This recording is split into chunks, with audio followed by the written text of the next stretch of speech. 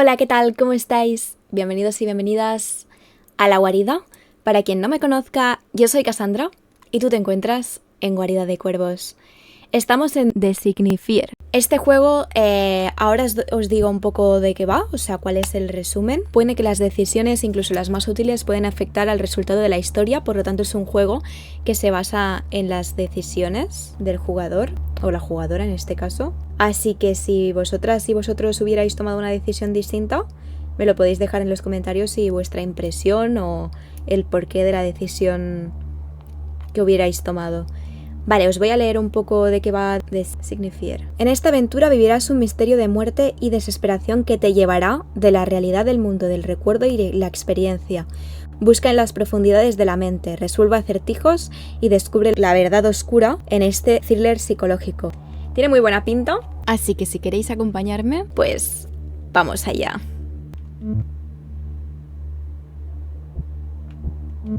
Vale, pues no sé yo, ¿qué os parece normal? O sea, vamos a seleccionar normal. Vale, capítulo 1. Esto no es una pipa. La investigación de la IA, la influencia de las redes sociales y nueva tecnología de escaneo cerebral han llevado a 3 importantes acontecimientos. La creación del TSB, de investigación tecnológica, cuya misión es mantener las estructuras democráticas libres del abuso tecnológico, complejas regulaciones internacionales relacionadas al escenario cerebral que protegen los datos privados, la innegable tensión entre las economías más grandes ante el surgimiento de nuevos avances en el campo de la IA. Bajo este contexto, el proyecto Dreamwalker, que realiza investigación académica sobre la mente humana a través de tecnología de escaneo cerebral asistido por IA, ha estado bajo escrutinio. Let me take a picture of you with the box. A picture? Why? It's part of the protocol. Oh, okay. I don't need to remind you how sensitive the material is. I know. Thanks. Good. Take care.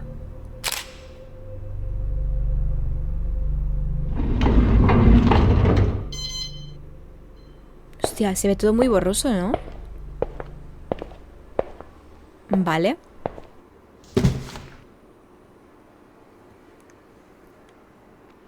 Investiga la caja.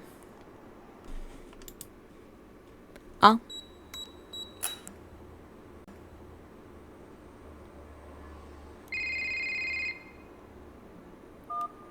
Russell, did you receive it? It just arrived. Good. Listen, priority is to find the real cause of death. Early reports indicate suicide, a drug overdose, but I don't buy it. It doesn't make sense. She was too important and the timing was odd. She was a lawyer at Go AT, right? More like the vice president. Oh. Okay. Yeah. So now you see how deeply in trouble you'd be if anything leaks out. You're putting me in a tough spot here, Tom. Not if you're careful, Russell. Just make sure nothing leaks out. Why not wait for the full autopsy? Why do you need me? We need to move faster, and if there's something bigger going on, we need to investigate it.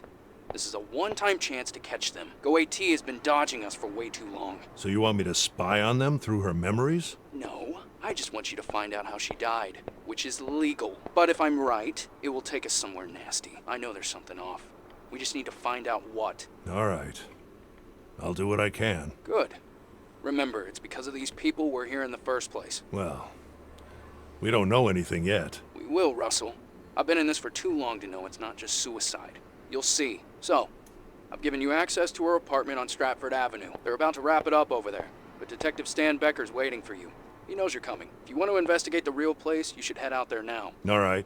I'll check it out. Okay then, I'll leave you to it. Don't keep Stan waiting, and keep me posted on anything you find. Sure. See ya. Vale, tenemos que investigar la caja. Podemos mirar el teléfono con la C. Es Tom y Laura. ¿Quién es Laura? ¿Podemos llamarla?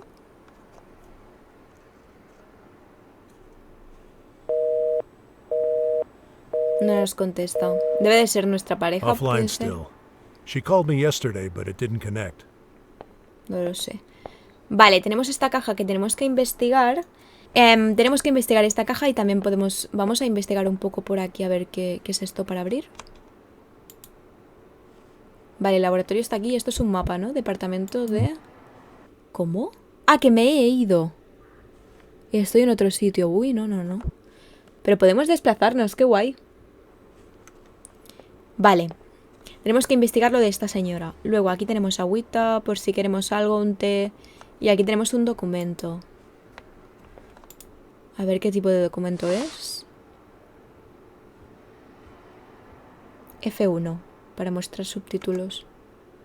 Vale, el estado del espejo. Vale, es una fase psicológica que pasan los niños para encontrar la consciencia. Vamos a ver. El estadio del espejo fue uno de los primeros conceptos con los cuales trabajó Lacan. Al principio de su enseñanza, en su ensayo El estadio del espejo como formador de la función del yo, Y, tal y como se nos revela en la experiencia psicoanalítica, se basó en los trabajos de Henry sobre la pregnancia de la imagen del cuerpo del otro para algunas especies, pero también para el bebé humano. En relación a la pregnancia de la imagen, tenemos el notable ejemplo de las palomas, cuyo desarrollo del aparato reproductivo está íntimamente ligado a la visión de sus congéneros. Las palomas, aisladas, no desarrollan sus gónadas. Asimismo, en el caso del bebé humano, la importancia del espejo, como también la del cuerpo y de las palabras de los otros, es vital. En gran parte, la imagen que tenemos de nosotros mismos depende del otro. El yo sería una función que proviene del otro. La experiencia del niño, que aún no tiene una propiocepción, es decir, percepción propia completa de su cuerpo, debido a la maduración de su aparato nervioso, que no tiene una idea unitaria del mismo, no se reconoce a sí mismo en el espejo sino hasta cumplidos más o menos los 8 meses de edad. Antes de eso, su propia imagen es un otro. En la experiencia del espejo se le devuelve de manera adelantada una imagen unitaria de sí mismo, que, como tal, no deja de ser engañosa, ya que está invertida. Gracias a las palabras de un otro, que confirmará un «ese eres tú», llegará a reconocerse allí en su imagen. Eso es verdad, no podemos vernos si no es a través de la imagen de algo exterior. Sin embargo, si reflexionamos sobre esta escena de reconocimiento, existe incluso documentación fílmica del momento en que, como júbilo y también con extrañeza y asombro, el niño se reconoce por primera vez en el espejo. No deja de ser interesante captar que, antes que el niño pueda articular palabra, lo primero que se sitúa es un tú y no un yo, el que captura el niño en la imagen. La raíz del yo es siempre externa y hasta cierto punto nunca deja de serlo. Baste recordar la sensación de extrañeza ante un ángulo poco habitual de nuestra imagen en una fotografía o, en el extremo, la experiencia de la anorexia, que no deja de ver en el espejo un elemento extraño en su cuerpo que debe ser retirado, que es el exceso de peso, ¿no? Del mismo modo, las palabras y los gestos de los otros, especialmente nuestra familia, que nos son dirigidos, determinan nuestra concepción de nosotros mismos, lo que llamamos función del yo. Los padres hablan del niño y le hablan también a él, gesticulan hacia él, todo ello sedimenta ciertas imágenes, alienta ciertos aspectos y desestima otros. Hay como tal un diálogo que se establece de manera inmanente y que no necesita ser dicho explícitamente para que ya esté allí. Debemos recordar que lo no dicho es tan importante como lo que se dice efectivamente. La idea principal que Lacan transmitió en ese sentido y que lo hizo generalizar el estadio del espejo como algo que funciona siempre, más allá de una cierta etapa en el desarrollo del niño, es que la función del yo es algo que está siempre construyéndose en relación con los otros y toma como criterio la deseabilidad del ámbito social, lo que se sitúa como las imágenes ideales en cierto contexto social y político concreto. Por ejemplo, en nuestra sociedad al menos tenemos la imagen de belleza como personas delgadas, ¿no? Pues haría referencia a esto. Las afecciones neuróticas están en ese sentido relacionadas con la función del espejo que cumple el contexto social y especialmente la familia. La familia es muy importante y muy nuclear para las personas. Las afecciones neuróticas, que es cuando una persona está desequilibrada, por decirlo así, surgen de la relación compleja problemática que tenemos los humanos con el deseo de los otros. La pregunta fundamental sería, ¿qué quiere el otro de mí? ¿O qué soy yo para el otro? La función del yo del psicoanálisis. Vale. Pues parece que está como estudiando la fase del espejo, ¿no? El estadio del espejo, la función del yo para la sociedad. Es como el inconsciente, tiene que ver también. Vale, ¿qué es esto? The idea was an office lab hybrid. Reality, a cold, insufficiently funded lab. Vale, creo que cuando podemos clicar más de una vez es porque se puede decir más de una cosa. ¿Qué es eso? Ah, mira, es el título del... Creo que es el título del capítulo. Vale. ¿Por aquí tenemos algo más? Eso.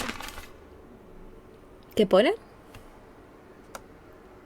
Pone: el veredicto final de la Suprema Corte sobre el caso histórico del expresidente Cofré. Esta semana, la Corte Suprema negó la apelación de los cargos de terrorismo al grupo autotitulado Los Bandoleros, que fueron condenados por una serie de vídeos y audios falsos haciéndose pasar por varios oficiales e incluyendo al expresidente de Cofré.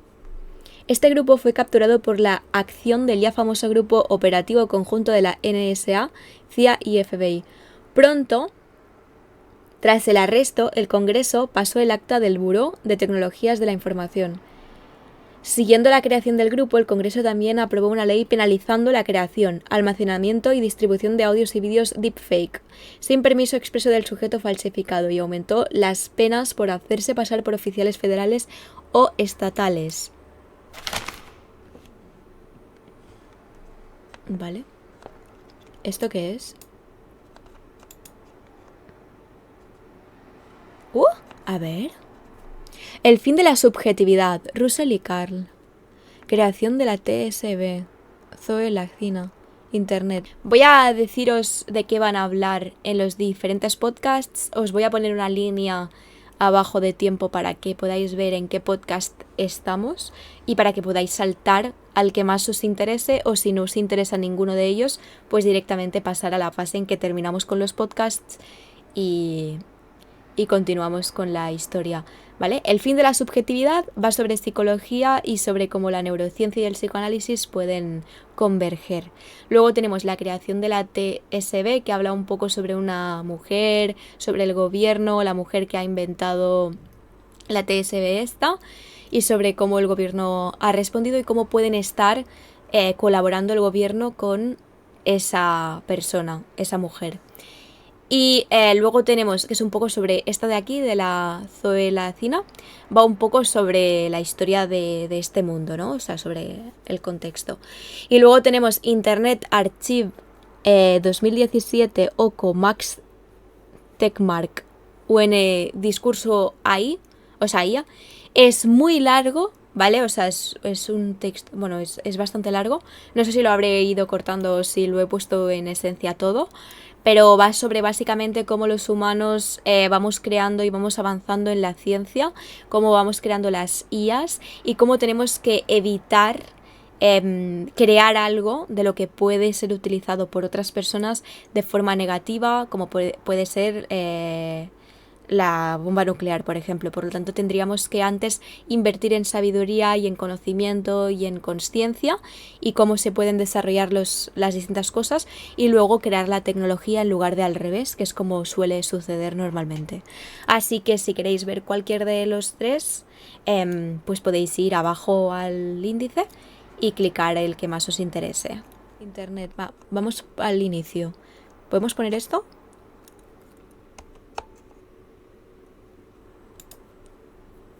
The end of subjectivity, the rational, scientifically reproducible and proven behavior of the mind, all patterns laid out. Error-free simulations, bridging the worlds of psychology and science. The end of the spirit. Are we prepared for this? Of artificial. In all my professional life, I never thought I'd get to see all this. In fact, Carl and I here never actually thought there would be a bridge at all, did we? Nope. Quantum theory, you have all these equations to try to understand the microscopic world. But to predict the macroscopic world, you need another set of laws and theories, right? We don't have a unified theory that works for both. Right. Not for lack of trying, though. Yeah. Well, in our case, we've always viewed psychoanalysis as an interesting way to understand the mind that is effective to an extent. But unlike what happens in quantum theory versus traditional physics, we didn't have much faith in that we were ever going to bridge the psychoanalytic world with neuroscience. We were, of course, aware that in both cases we are treating the mind. But who would have thought a concept, such as the unconscious, would ever be seen through the realm of neuroscience, and that the other core concepts of psychoanalysis could ever be simulated? It's truly like connecting quantum theory with traditional physics. A scientist's dream. Exactly. This could be the mind's Copernican revolution. It might be a turning point for humanity. if done right. Yeah. You have all these scientists and entrepreneurs that pretend they want to help people with limited movement only. That is all a fix. Con movilidad All reducida. normal. Carl's right.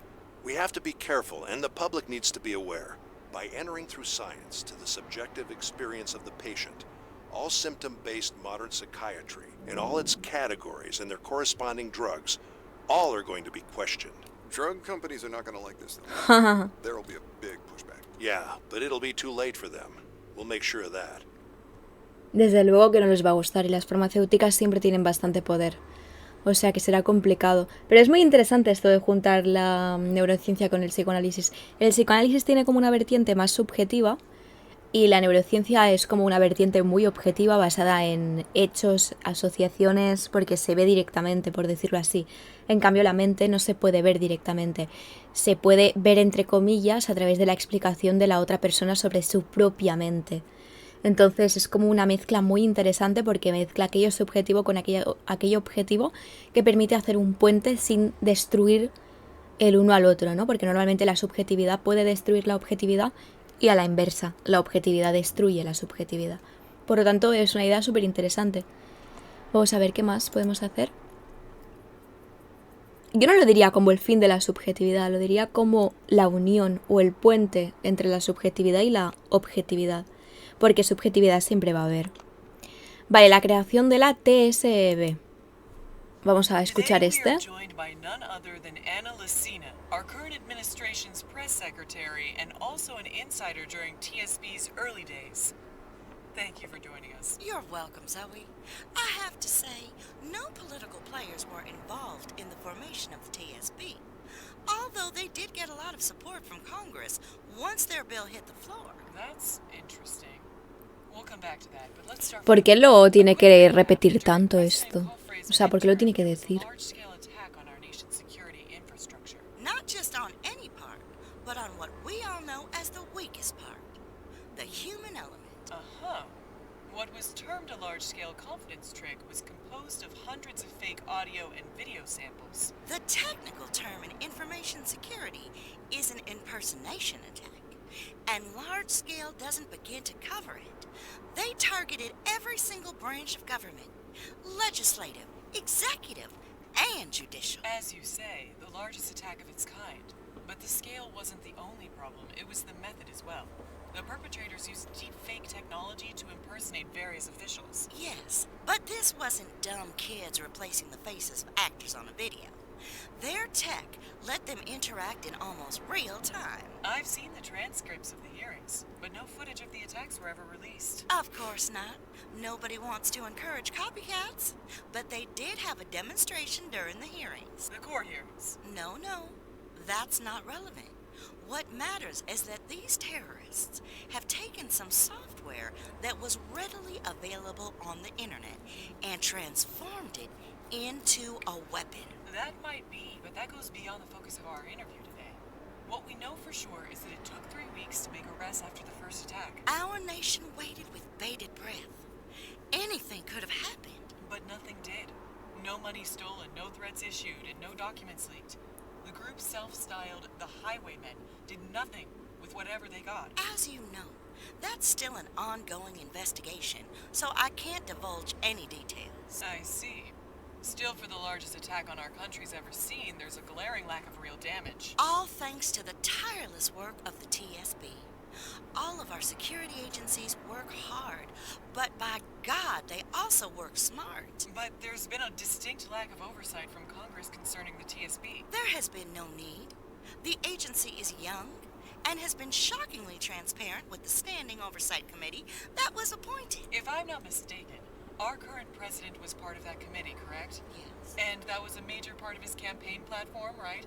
Stricter oversight in the technological field. Something that he has absolutely fulfilled. But it's not. Esta señora nos está intentando convencer, It's about it all being in the hands of the TSB. You know what?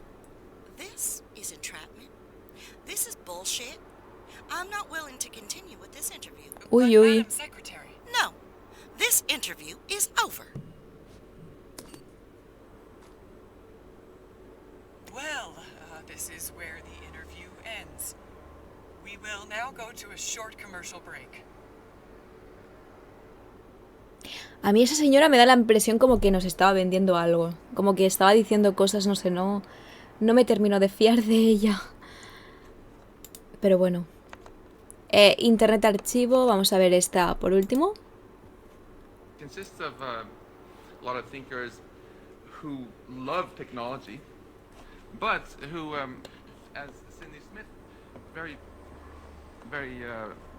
eloquently put it here earlier, feel that technology is something that both can empower and do fantastic good in the world, and at the same time gives us new power to screw up in even grander ways than before. So we feel we want to do everything we can now to make sure that technology gets used for good. If we look at not very powerful technological inventions like fire, for instance, we use the strategy of learning from mistakes. We screwed up a bunch of times and then we invented the fire extinguisher. But with more powerful technologies, nuclear weapons, synthetic biology, artificial intelligence, etc., we don't want to learn from mistakes. We want to get things right the first time, because that might be the only time that we have, right? And Básicamente. what I think about this is to create a great future for humanity. We want to win this race between the growing power of technology and the growing wisdom with which we manage the technology, by investing more in this wisdom. We're going to hear more in this session from Pierre and Daniel and Nick about nuclear and bio and AI. But let me start by talking just a little bit about nuclear weapons, because even though I want to end up with talking about AI, I feel that while we celebrate our successes here in the national action plans and CBRN, it's very important to at the same time highlight our failures so far to learn from them when we take on new, more powerful technologies, so we don't repeat past mistakes. And I think that nuclear weapons is a great case study of inadequate risk management. Muy Why bien. do I say inadequate? Since we still haven't had a global nuclear war. Well, let me just ask you this question. Which one of these two people is more famous? And let me ask you a follow-up question. Which one of these two people should we thank for us all being alive here today, because he single-handedly stopped the Soviet nuclear attack during the Cuban Missile Crisis? I'll give you just one hint.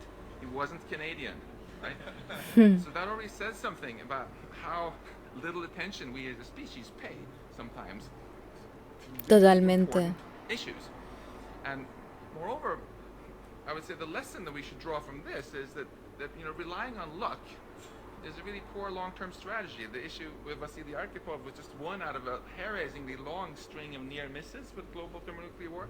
And although we've mostly focused so far about nuclear threats from terrorism and crime, we must remember that there have been also a lot of close calls where we almost had an all-out nuclear war between superpowers.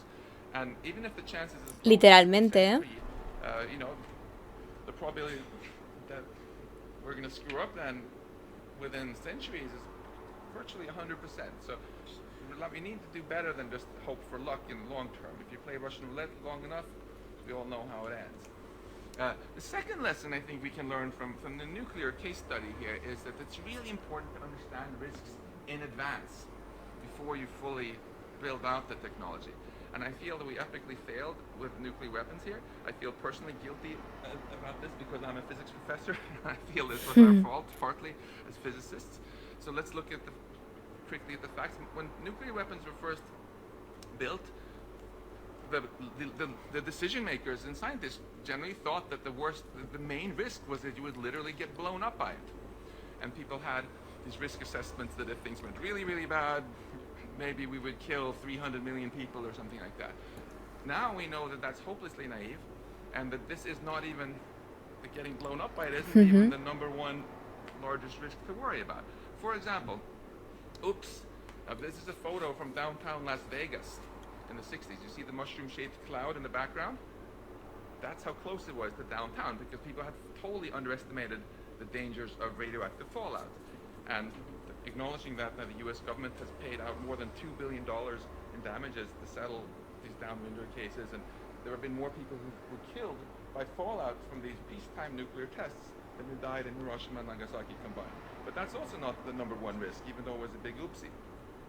In the 60s, it was realized that if you set off one single hydrogen bomb 400 kilometers up above Earth's surface, you can create an electromagnetic pulse of tens of thousands of volts across pretty much the whole continent, potentially permanently disabling electronics, cars, cell phones, the power grid, which can lead not only to catastrophic infrastructure meltdown, but also if you have a long power failure together with all these with thousands of nuclear devastated cities, then there are additional oopsies people hadn't thought about. For example, if you actually have a long lasting power failure in a nuclear power plant, you know what happened in Fukushima? Well, if you don't keep the pumps on that circulate the water that covers these spent fuel rods in pools like this one, it boils off within a matter of weeks. Then the zirconium cladding on the fuel rods catches fire, and then you get the super Chernobyl, and you could get that. Basically, all of these fuel pools, there are 300 of them here, as I only drew little wind plumes around 5 of them, but you can imagine if you do that around all of them, it's just further adding to the misery. I'm highlighting this at the meta level just because these are things that people hadn't thought about for decades and decades while we built tens of thousands of these weapons. And we still haven't talked about even the worst risk that's been discovered so far. Right now, if we were to actually use a large fraction of the 16,000 nuclear weapons that currently exist, many of which are on hair trigger alert, so we could have, if you think of the largest couple of thousand cities on Earth, you could have them all destroyed within an hour of right now. If we were to do that, then our nice looking planet here would, before too long, look, maybe potentially like this, as the soot from the firestorms rose high up in the atmosphere and shrouded Earth. And this was not realized how serious this would be until the 80s. Ostras. 4 decades after Hiroshima and Nagasaki. And although this had a very powerful influence, this research helped persuade Gorbachev and Reagan to negotiate the largest nuclear cuts ever done. It turned out that unfortunately these calculations were rather inaccurate. They were made on a supercomputer which was less powerful than this phone, and it turned out that they were too optimistic. That more modern calculations done by some of the world's leading climate modelers on today's supercomputers show that this might last not 2 years, but more like 10 years. And for the following summer, you can see here the temperature drops. This makes global climate change seem like peanuts in comparison. You see in the American breadbasket, Ohio, for example, the temperatures are dropping by 20 degrees or so. That's Celsius, so 40 Fahrenheit for my American friends. And if you look in Russia, China, you get drops of like 30, 35 Celsius. What does that mean in plain English? Well, we don't have to be agriculture experts to realize that if this turns into this when you're going to harvest, it's not so awesome for food supply. And one doesn't have to make fancy calculations to realize that rather than maybe having a few 100 million people killed, as in some of the worst case scenarios that people had in the 60s, it's very plausible that the vast majority of all people on Earth would starve to death and then succumb to pandemics and other things that would have followed. No, not great. And the thing to take away from all of this, I think, is simply that this is an example of where we built the technology first and realized what the main risks were way, way later. And as we get more and more powerful tech, we want to learn from this mistake and really understand the threats first, so Muy that we bien. can avoid them in the first place. So in that optimistic spirit, let's take a closer look here at artificial intelligence. This is a technology which has wonderful potential, of course, to do great things. And we've all seen how it's been making a lot of progress. The early progress in AI tended to involve, like when Garry Kasparov lost to IBM's Deep Blue, for example, good old-fashioned AI where some human programmers taught the machine to do something that it could then do way faster than Kasparov and beat him. Similar sort of old-fashioned approaches that are very successful now are self-driving cars, and to some extent when the Jeopardy Deep Blue quiz show was won by the IBM's Deep Blue. However, most of the most recent breakthroughs that have happened, and there's been a real amazing series of breakthroughs just in the last 5 years, where things that people thought would take decades to accomplish have now happened all of a sudden. Most of that stuff has involved a completely different approach. Madre mía, qué largo es esto, ¿eh? It can take vast amounts of data and using deep learning and other techniques that Nick Bostrom will tell you about, can actually learn to do all sorts of things that the programmer has no idea even how it did it. Just like your children learn to speak your language and you don't even know exactly how they did it. So look at this picture, for example. This is something that was science fiction 5 years ago that was done last year at Google.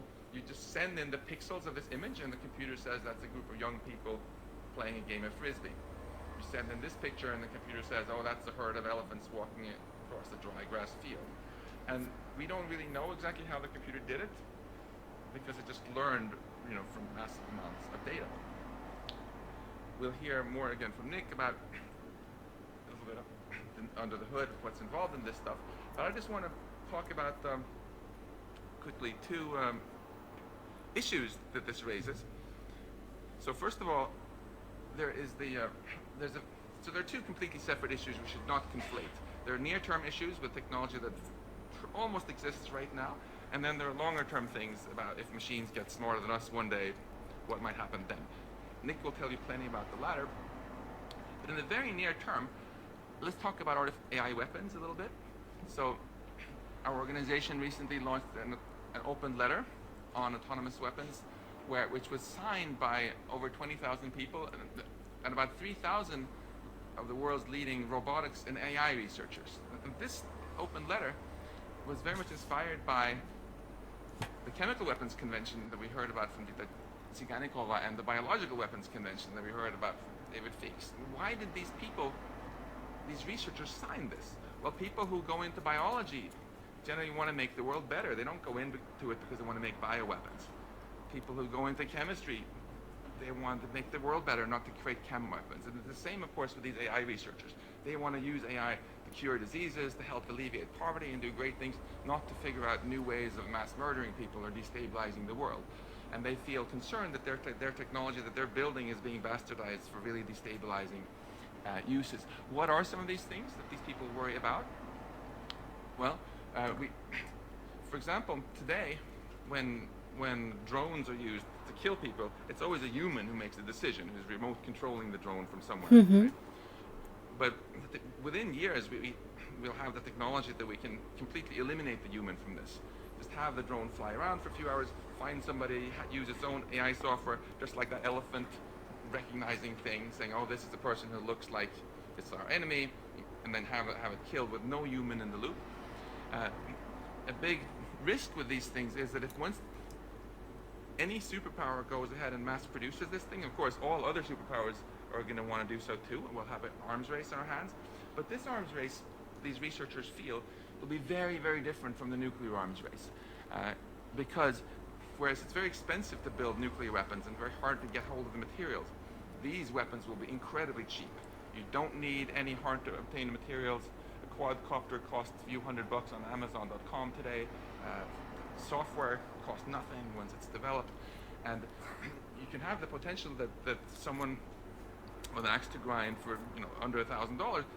Let me back up. If superpowers build this, if you get the arms race going, before long, North Korea is going to decide to build it, and so on and so forth. And before long, some country in the need of cash is going to sell this on the black market, and then all sorts of non-governmental organizations with an axe to grind will have them. And these are perfect weapons for example, assassination. Pues sí. You can program in what your nemesis looks like, have a thing fly for 2 hours, identify the person, kill him, and then self-destruct so no one knows who did it. It's great for ethnic cleansing. You can program these things to look for a certain ethnic group only and kill them. They're very, very cheap. You can imagine swarms of little bumblebee-sized things which just recognize the face, find the eyeball, which is the softest part of the skull, fires a little bullet there, which is very cheap, and you don't need a lot of power, kills people.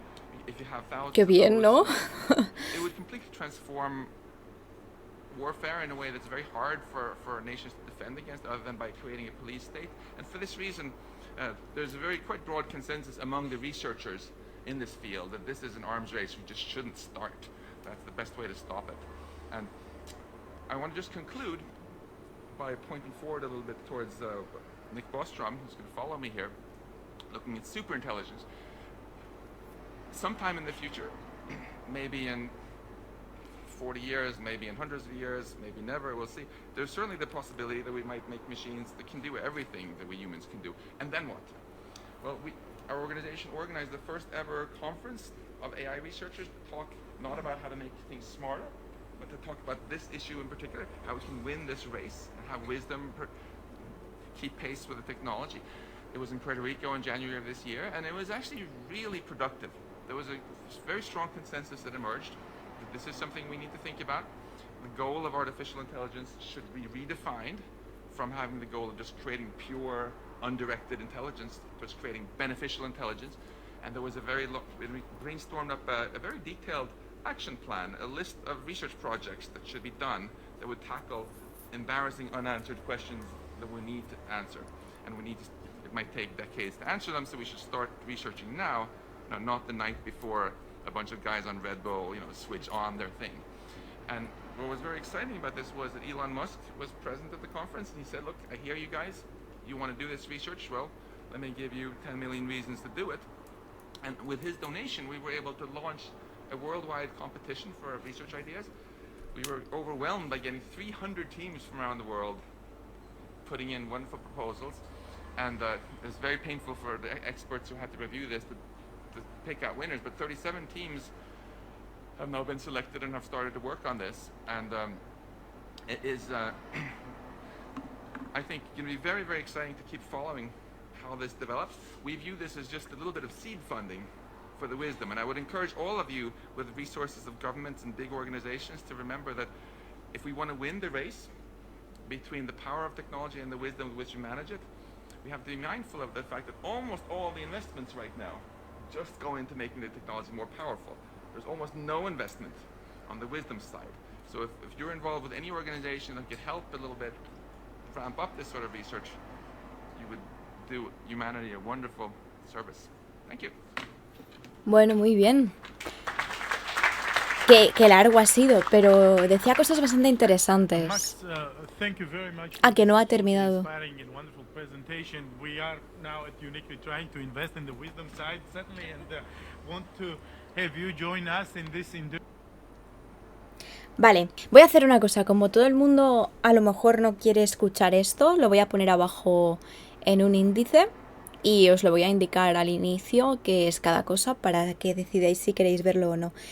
Me ha parecido súper interesante el hecho de que siempre vamos como por descubriendo cosas y luego no nos damos cuenta de lo impactantes que podrían haber sido éticamente a lo mejor esas decisiones, esos descubrimientos, como por ejemplo el hecho de lo nuclear, que realmente es muy peligroso y se puede utilizar. A veces nos olvidamos de que hay muchos humanos, o sea, muchos y mucha variedad, y hay humanos que realmente tienen ideas de poder, o sea, de dominar a los demás, o dominar al mundo, o dominar, ¿no? Siempre cuando miramos películas, por ejemplo, incluso de niños pequeños y niñas pequeñas, vemos como hay el malo que quiere ser el rey del mundo y no sé qué, y que quiere conseguir que todo el mundo se someta a él. Esa idea, ese arquetipo, por decirlo así, esa construcción está presente y tenemos que aceptarlo. Entonces no podremos hacer un mundo bueno al 100% porque no hay 100% de personas buenas. Hay un porcentaje de personas buenas que es elevado, pero también hay un porcentaje de personas que no son buenas y que no tienen buenas intenciones. Entonces los descubrimientos se pueden usar para bien o se pueden usar para mal, pero un descubrimiento que tú has hecho para bien también puede estar utilizado por otra persona que se le haya ocurrido una idea para mal. Entonces el descubrimiento nos hace avanzar, pero depende de quién lo construya y cómo se construya, también nos puede hacer retroceder. Si ahora tenemos una guerra mundial, por ejemplo, con armas nucleares, el planeta se va directamente al traste y básicamente tenemos que volver a empezar literalmente. A lo mejor se muere o sea, si hay un apocalipsis, se muere la mitad muchas personas y tendríamos que volver a empezar porque somos una especie que se basa en el conocimiento y en la cultura. Nosotros no somos nadie si no tenemos el conocimiento de nuestros antepasados y de lo que ellos han descubierto. Empezaríamos desde cero.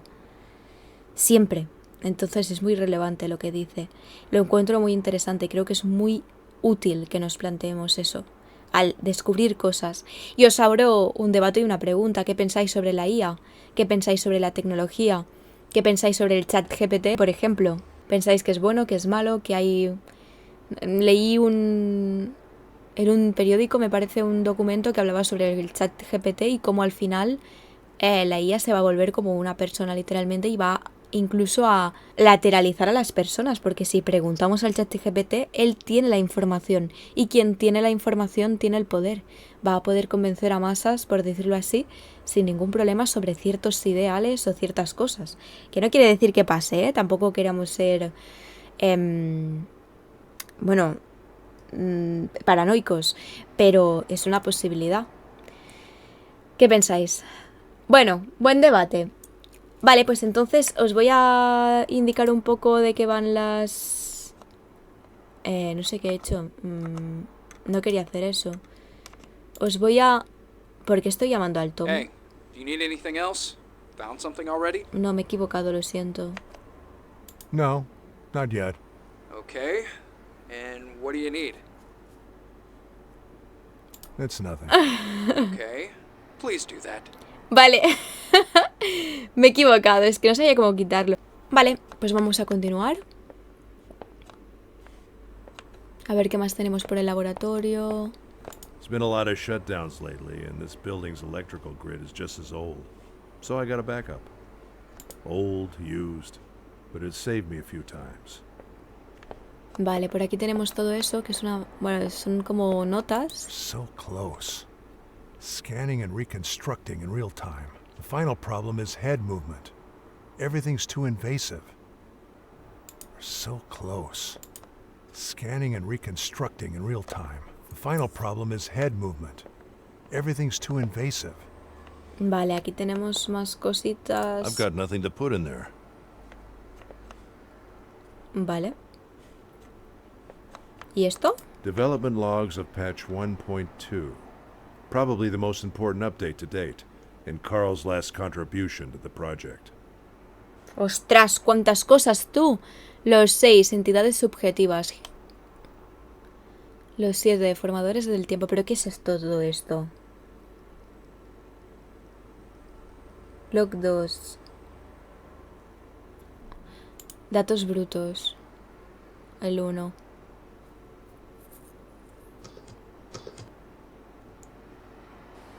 All right. I have a temporary solution for when Evie can't interpret some part of a memory, but it requires manual input. So, let's say the data was a chair. While Evie can't interpret it is a chair, or where it should be, she's still able to produce a 3D geometrical output with sound, and that output is based on data which does have meaning.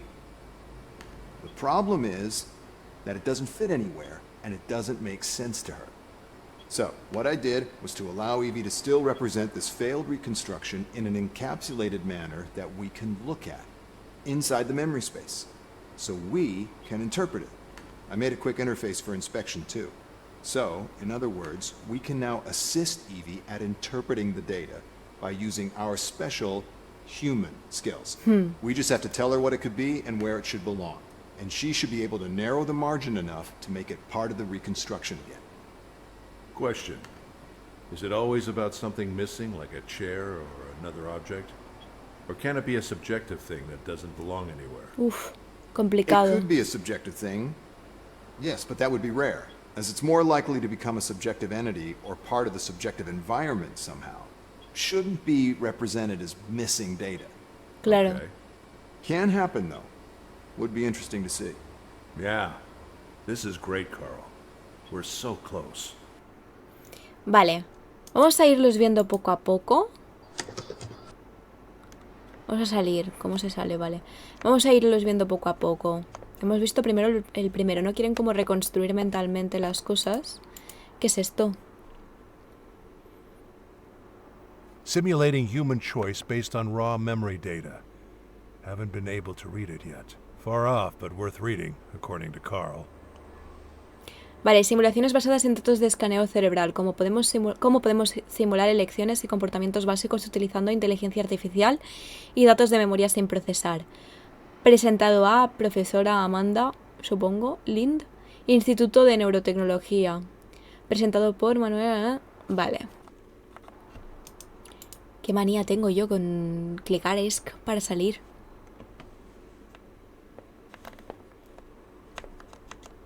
¿Qué es esto? Sí, hombre. No, espérate. Primero vamos a hacer lo que nos ha dicho este hombre, que nos va a matar si no lo hacemos.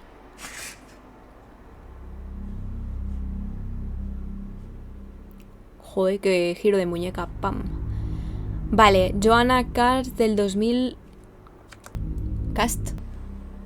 Ah, ¿puedo girar y puedo acercarme también? Sí. Muy bien. Era esa mujer. Tenemos más cosas por aquí. Vamos a cogerlas. Vale, información del caso. Podemos acercar con esto y vamos a mostrar los subtítulos, efectivamente. Información del caso. Reporte del caso confidencial. Nombre, Joanna Cast. Edad, 39 años. Estado civil, casada. Hijos no tiene. Ocupación, vicepresidenta en GoWat. Vale, información personal. Joanna era la vicepresidenta de GoWat y una de las ejecutivas líderes más jóvenes en la industria de la tecnología. Conocida por ser eficiente, inteligente, implacable y determinada, ha sido reconocida como el activo más valioso de GoWat en los últimos 5 años. Con una fuerte comprensión de la administración, legislatura, mercados y tecnología, ella ganó el premio INO el 2013, siendo la primera mujer en el mundo en recibirlo. Información sobre el caso. Ejecutiva de alto perfil hallada muerta en su departamento. Aparente sobredosis de drogas. Esposo la encontró muerta el 29 de agosto a las 3:15 de la mañana. Llamó inmediatamente en su propio departamento, localizando en la avenida Jules Stanford, número 8542, Valerie Tower, piso 42. Vida en línea. Facebook. Última publicación es del 2014. Vale. Twitter, última publicación es del 2016 sobre una conferencia que dio. Correo personal, Joanna no sé qué. Correo corporativo tal. Aparentemente el correo ha sido borrado. A lo mejor había información ahí.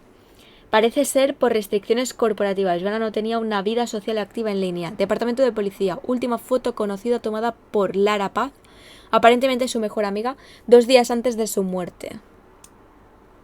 Vale, la fotografía es la que vemos aquí, me parece.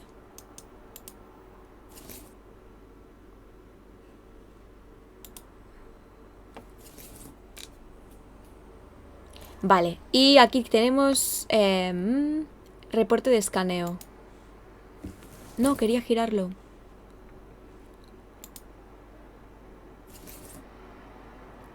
¿No puedo abrirlo? No. Ok.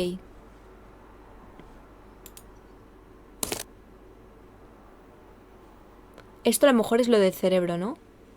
Digital o no sé qué. Objetivos. Investiga la caja, ya la hemos resuelto y ahora tenemos que encontrar a Stan en el departamento de Joanna. ¿Y puedo meter esto aquí?